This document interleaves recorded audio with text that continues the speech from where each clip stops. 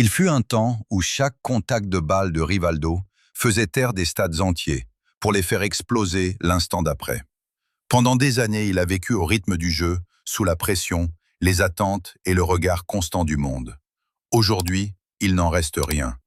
Pas d'hymne, pas de caméra, pas de bruit. Dans sa ferme au Brésil, le silence, la nature et une routine simple dictent le quotidien. Mais comment un lauréat du Ballon d'Or choisit-il consciemment cette vie loin de la gloire? Pour comprendre cela, nous devons revenir en arrière, au début de son histoire. Rivaldo est né le 19 avril 1972 à Recife, dans le nord-est du Brésil, dans un environnement qui laissait peu de place aux rêves. Le football n'est pas entré dans sa vie comme un raccourci, mais comme un chemin lent et silencieux. Sans protection, sans grande promesse, il a grandi, apprenant la patience et l'endurance, tandis que d'autres étaient déjà sous les projecteurs. Son développement s'est déroulé loin des feux de la rampe, porté par le travail quotidien et la volonté de ne pas se faire remarquer, mais de s'améliorer. Avec le temps, son pied gauche a commencé à faire la différence. Un contrôle de balle précis, une compréhension sereine du jeu et une finition qui pouvait faire basculer les matchs en un instant. Au Brésil, ce style s'est forgé sans hâte, jusqu'à ce que Palmeiras devienne le premier véritable tournant. Là, Rivaldo a fait le pas décisif, a gagné en confiance et a tourné son regard vers l'Europe. Ce ne fut pas une ascension soudaine, mais le résultat d'un chemin qui l'a mené irrésistiblement vers une plus grande scène. Le transfert en Espagne lui a apporté la reconnaissance. Mais ce n'est qu'au FC Barcelone qu'une autre question a commencé à se poser. Que se passe-t-il quand un match ne montre plus d'issue? Rivaldo n'était pas le joueur des grands gestes.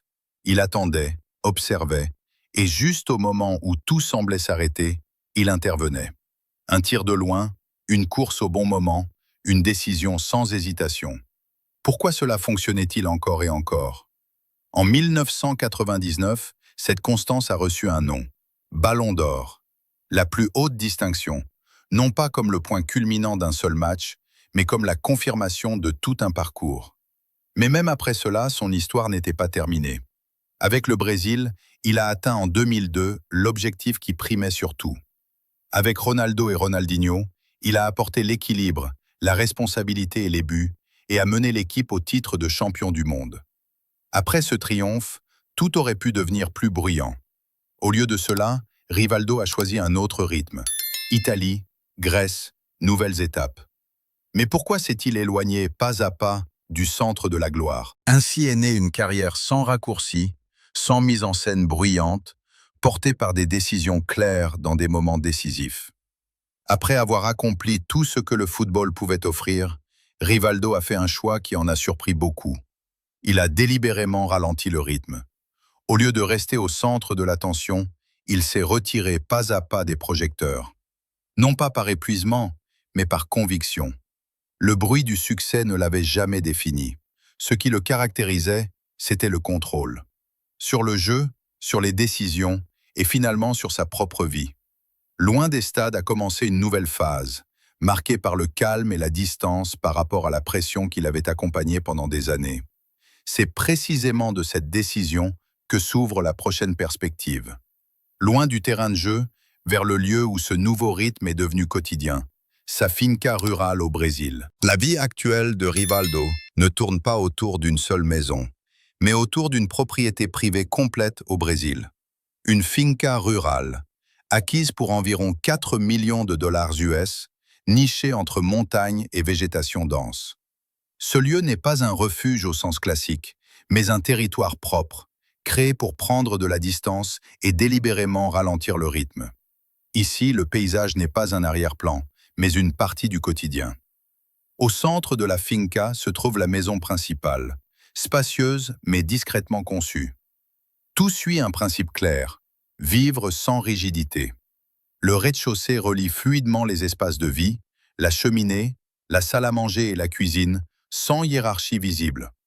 La chambre principale se trouve également à ce niveau, signe de confort et de contrôle sur son propre espace. La maison ne veut pas impressionner, elle veut fonctionner. Et c'est précisément là que réside son caractère. À l'étage supérieur, la maison s'ouvre encore davantage sur l'environnement. 6 chambres, chacune avec son propre balcon, offrent une vue sur les montagnes environnantes. Lumière et silence pénètrent sans filtre dans chaque pièce. Ici, la maison devient plus qu'un simple abri. Elle devient un point d'observation. Le grenier et les balcons adaptables suivent la même logique. Pensés avec flexibilité, prêts à s'adapter à différentes phases de la vie, sans modifier le caractère du lieu. Mais la véritable dimension de la finca se révèle au-delà des murs. L'espace extérieur constitue le cœur de l'ensemble. De là, la vie ne se déploie pas vers l'intérieur, mais vers l'extérieur. Des chemins relient les différentes zones, sans perturber le rythme naturel du terrain. Tout semble ouvert, calme et contrôlé. C'est précisément à ce point que la finca commence à montrer sa vraie fonction. Non pas comme un symbole de statut, mais comme un espace où le temps et le mouvement sont redéfinis. Dans l'espace extérieur, la propriété se révèle dans sa forme la plus complète. Un ensemble de piscines à débordement chauffé s'intègre harmonieusement dans le paysage, accompagné d'un bain à remous, d'un sauna et de zones ouvertes pour de longues périodes de repos. Rien ne semble séparer, tout suit le cours naturel du terrain. Potagers, arbres fruitiers et chemins relient les différents points de la finca, sans rompre le rythme de la nature. Sport et détente coexistent ici. Un terrain multisport entièrement clos et éclairé permet l'activité sans avoir à quitter la propriété. Ce quotidien est complété par un home cinéma, des salles de massage et des espaces familiaux qui permettent une vie autonome au sein de la finca. Même une chapelle climatisée, nichée dans le paysage montagneux, renforce le sentiment de retraite et de recueillement. Cette finca ne raconte pas le passé de Rivaldo, mais la sérénité qu'il s'est consciemment créée après tout cela. En dehors de la propriété, le même standard clair se manifeste également dans la mobilité de Rivaldo. Ces véhicules ne sont pas l'expression du superflu, mais de la fonction et d'un choix conscient. L'Audi Q7 représente la partie pratique de son quotidien. Spacieux, confortable et conçu pour la famille et les longs trajets, il l'accompagne sans pression et sans hâte. Son comportement routier calme, sa stabilité et sa fiabilité conviennent à une vie qui n'est plus dictée par les rendez-vous. De l'autre côté se trouve la Maserati Gran Turismo. Ici commence le niveau émotionnel. Un coupé élégant, bas, puissant et réservé aux moments spéciaux. Ce n'est pas un véhicule pour l'usage quotidien, mais un qui est utilisé lorsque le chemin lui-même prend de l'importance. Son son et sa réaction directe rappellent le plaisir de conduire, aujourd'hui vécu sans précipitation. Ce choix suit le même principe que tout le reste. Le contrôle avant la vitesse, l'utilisation avant l'exposition. Avant que l'argent dans le football ne dépende des clics et d'une visibilité constante, Rivaldo avait déjà bâti sa fortune. Sa fortune nette s'élève à environ 22 millions de dollars US, issue presque exclusivement de la performance et de la constance. Il a jeté les bases financières entre 1997 et 2002 au FC Barcelone. Pendant cette période, il a gagné environ 4,5 millions de dollars US par saison et avec les primes et bonus, son revenu annuel a largement dépassé les 7 millions. Le Ballon d'Or 1999 a encore augmenté sa valeur marchande.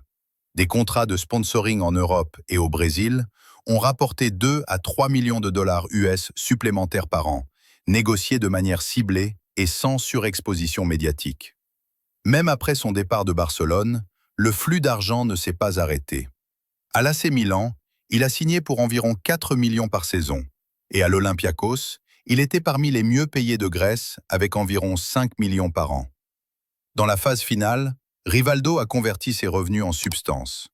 Des investissements dans le football brésilien, l'immobilier et des affaires à faible risque ont assuré le contrôle plutôt que le profit à court terme. Rivaldo n'a jamais compris l'aide comme un acte rapide ou un geste public. Son engagement est né discrètement, avec le temps et la continuité.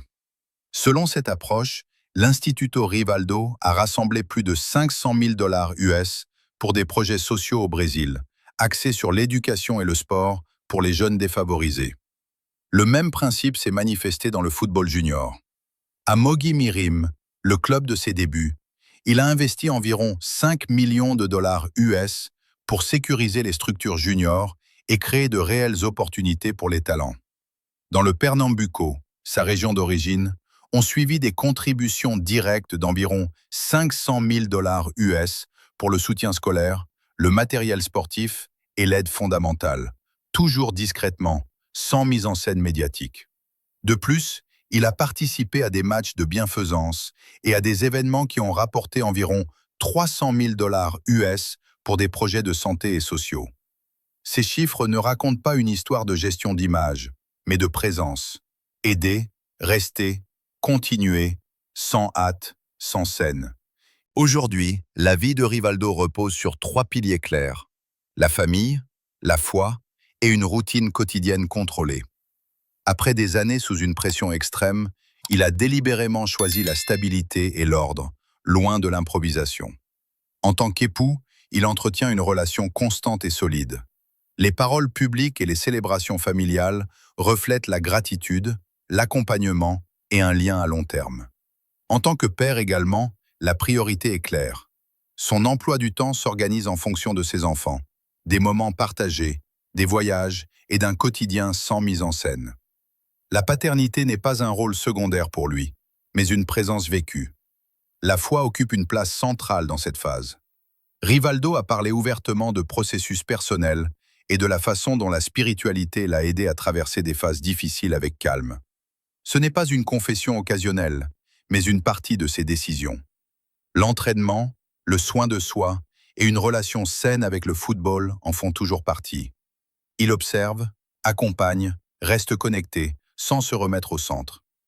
Les rencontres avec les fans se déroulent de manière accessible et respectueuse, sans nostalgie, sans distance. Ainsi, Rivaldo se montre aujourd'hui comme un homme qui a appris à s'arrêter et à choisir consciemment. Rivaldo ne représente plus le bruit aujourd'hui, mais les décisions. Pour une vie qui, après les plus grands applaudissements, est devenue délibérément plus silencieuse. Non pas comme une retraite, mais comme un choix. Si tu es intéressé par la façon dont vivent les grandes légendes du football lorsque les acclamations se sont tues, alors reste avec nous.